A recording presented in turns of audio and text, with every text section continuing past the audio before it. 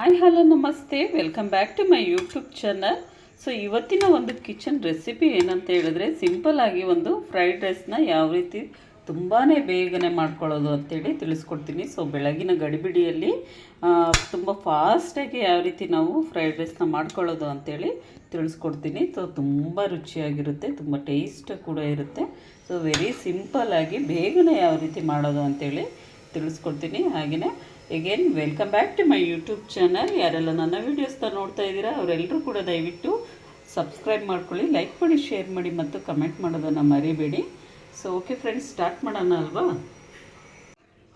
ಮೊದಲಿಗೆ ಏನೇನು ಬೇಕು ಅಂತೇಳಿ ನೋಡೋದಾದರೆ, ಒಂದು ಫ್ರೈಡ್ ರೈಸ್ ಪ್ಯಾಕೆಟ್ ಪೌಡ್ರ್ ಬೇಕಾಗುತ್ತೆ, ಯಾವುದಾದ್ರೂ ಸರಿ.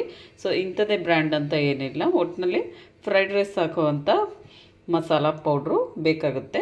ಸೊ ನಂತರ ಒಂದು ಈರುಳ್ಳಿನ ಈ ರೀತಿ ಚಿಕ್ಕದಾಗಿ ಹೆಚ್ಚಿಟ್ಕೊಳ್ಳಿ, ಮತ್ತು ಒಂದು ಚಿಕ್ಕದಾದಂಥ ಟೊಮೊಟೊನೂ ಕೂಡ ಹೆಚ್ಚಿ ಇಟ್ಕೊಂಡಿದ್ದೀನಿ. ಹಾಗೆ ಕ್ಯಾರೆಟ್ ಮತ್ತು ಬೀನ್ಸ್ನ ಹಾಕ್ಕೊಂಡಿದ್ದೀನಿ, ಜೊತೆಗೆ ಕ್ಯಾಪ್ಸಿಕಮ್ ಇದ್ದರೆ ಹಾಕ್ಕೊಳ್ಳಿ, ತುಂಬ ಚೆನ್ನಾಗಾಗುತ್ತೆ.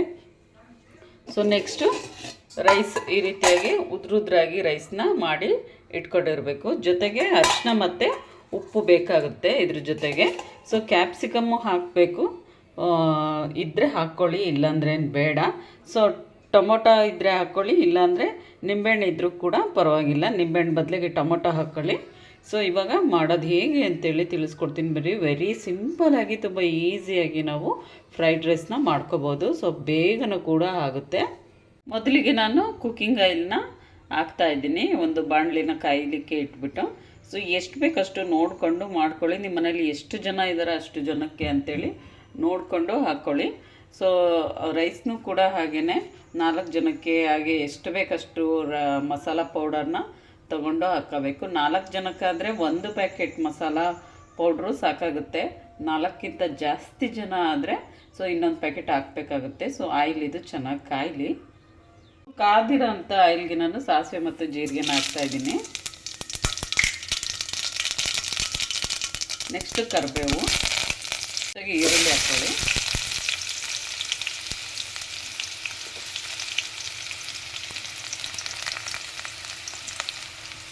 ಈರುಳ್ಳಿ ಹಾಕಿ ಚೆನ್ನಾಗಿ ಫ್ರೈ ಮಾಡಿ.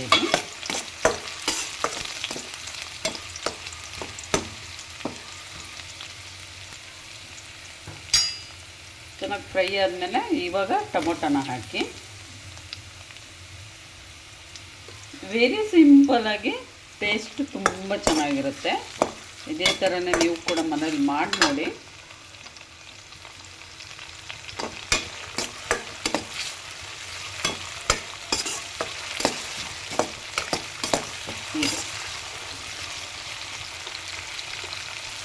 ಚೆನ್ನಾಗಿ ಫ್ರೈ ಮಾಡ್ಕೊಳ್ಳಿ ಇದನ್ನು. ನೆಕ್ಸ್ಟ್ ಇದಕ್ಕೆ ನಾನು ಬೀನ್ಸ್ನ ಹಾಕ್ತಾಯಿದ್ದೀನಿ. ಸೊ ತರಕಾರಿ ಸ್ವಲ್ಪ ಜಾಸ್ತಿ ಇದ್ದರೆ ತುಂಬ ಚೆನ್ನಾಗಾಗುತ್ತೆ. ಬೀನ್ಸ್ ಮತ್ತು ಕ್ಯಾರೆಟ್ನ ಒಟ್ಟಿಗೆ ಹಾಕ್ಕೊಳ್ಳಿ.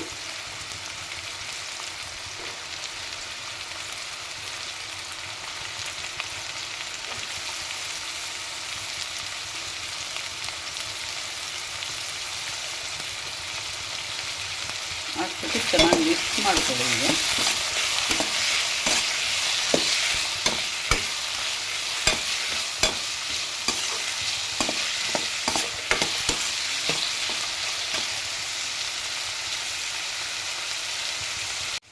ಇವಾಗ ಇದಕ್ಕೆ ನಾನು ಫ್ರೈಡ್ ರೈಸ್ ಮಸಾಲ ಪೌಡರ್ನ ಇದಕ್ಕೆ ಸೇರಿಸ್ತಾ ಇದ್ದೀನಿ. 1 ಪ್ಯಾಕೆಟ್ ಹಾಕಿದ್ದೀನಿ.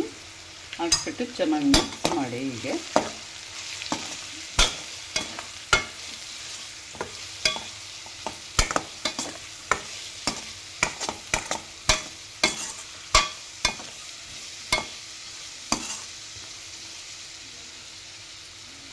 ಮಿಕ್ಸ್ ಮಾಡ್ಕೊಳ್ಳಿ. ಒಂದು 5 to 6 ಮಿನಿಟ್ಸ್ ಆದಮೇಲೆ ಇದನ್ನು ಆಫ್ ಮಾಡಿಬಿಡೋಣ.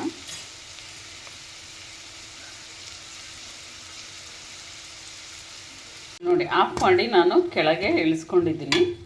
ಸೊ ಇದಕ್ಕೆ ನಾನಿವಾಗ ರೈಸ್ನ ಹಾಕ್ಕೊಂಡು ಮಿಕ್ಸ್ ಮಾಡಬೇಕು.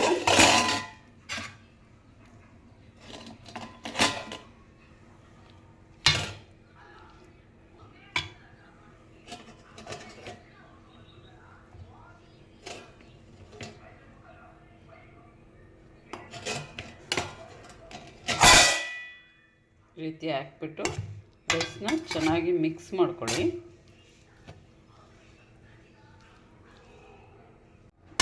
ಸೊ ಇವಾಗ ಫೈನಲಿ ಫ್ರೈಡ್ ರೈಸು ರೆಡಿ ಆಯಿತು. ಮೇಲ್ಗಡೆ ಸ್ವಲ್ಪ ಕೊತ್ತಂಬರಿ ಸೊಪ್ಪು ಹಾಕ್ಕೊಂಡು ಮಿಕ್ಸ್ ಮಾಡ್ಕೊಳ್ಳಿ. ಸೊ ತುಂಬಾ ಟೇಸ್ಟಾಗಿ ಕೂಡ ಇರುತ್ತೆ ನೋಡಿ. ಚೆನ್ನಾಗಿ ರೆಡಿಯಾಗಿದೆ. ಸೊ ಯಾರಿಗೆಲ್ಲ ಈ ಒಂದು ವಿಡಿಯೋ ಇಷ್ಟ ಆಗಿದ್ದರೆ ದಯವಿಟ್ಟು ಸಬ್ಸ್ಕ್ರೈಬ್ ಮಾಡ್ಕೊಳ್ಳಿ, ಲೈಕ್ ಮಾಡಿ, ಶೇರ್ ಮಾಡಿ ಮತ್ತು ಕಮೆಂಟ್ ಮಾಡೋದನ್ನು ಮರಿಬೇಡಿ. ಸೊ ಹೀಗೆ ಸಪೋರ್ಟ್ ಮಾಡ್ತಾಯಿರಿ ಅಂತ ಹೇಳ್ತಾ, ಮತ್ತು ಮುಂದಿನ ಒಂದು ವ್ಲಾಗಲ್ಲಿ ಇನ್ನೊಂದು ಒಳ್ಳೆ ರೆಸಿಪಿಯೊಂದಿಗೆ ಮತ್ತೆ ಸಿಗ್ತೀನಿ ಫ್ರೆಂಡ್ಸ್. ಬಾಯ್.